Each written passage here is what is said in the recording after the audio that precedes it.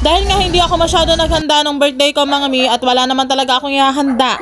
Kaya sabi ko na lang kay Josawa ay pumunta na lang kami sa kamay ni Jesus para naman makapagsimba kami. Sa panahon kasi ngayon mga mi, hindi na talaga uso yung paramihan ng handa o pabunggahan ng handa. Basta buhay ka, yun ang importante. Charis. Uy, totoo yan mga mi, hindi na talaga ngayon uso yung pabunggahan ng handa at paramihan ng handa. Nasa era na kasi ako mga mi, na gusto ko na lang mag-travel. Kung makapagsabi naman ako ng travel, akala mo mapera ka ho yung travel para sa mga mapepera lang yun. Ito nga tayo dito mga mi. Nandito na nga kami sa simbahan mga mi. Ito daw yung pinakalumang simbahan daw dito sa Lucban, Quezon mga mi. Na malapit lang dito sa kamay ni Jesus. Ito daw kasi yung puntahan talaga, tsaka may misa kasi daw talaga dito mga mi ng maaga. Doon kasi sa kamay ni Jesus mga mi ay 9:30 pa ang misa. Tapos bago ka makaakit doon is mga 10:30 po or 10 AM mga mi after pa ng misa. Nakakatuwa nga tong simbahan na to mga mi kasi August 17, 1995 nga siya itinayo yung simbahan mga mi. So ako ay January 14, 1995. O diba magkasing taon lang kami mga mi. So nauna lang ako sa kanya mga mi. So parang panganay lang talaga ako mga mi. O konting trivia. Char. Ganda talaga na pumupunta rin kayo paminsan-minsan sa mga ganitong lugar mga mi. Parang date nyo ba?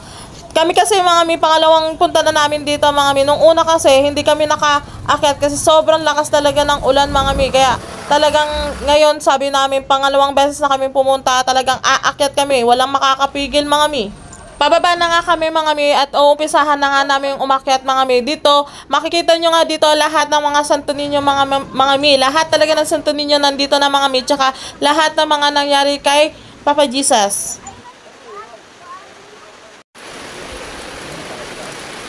Yan, nakita nyo mga mi, ayun, doon kami akit mga mi. Sobrang lakas talaga ng ulan, pero maya-maya titigil din yan mga mi.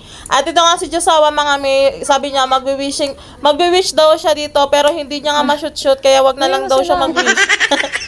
Ikaw nga yung tipo ng tao na ang pasensya mo ay parang 1/4 lang.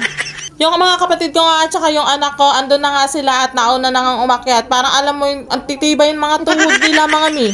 Ito nga yung sinasabi ko sa inyo mga mi na dapat kung aakit kayo dito mga mi ay dapat marami kayong kinain, busog na busog kayo mga mi. Tsaka may baon dapat kayo na mahabang pasensya mga mi. At dito susubukan yung pasensya mo ba kung gaano kahaba.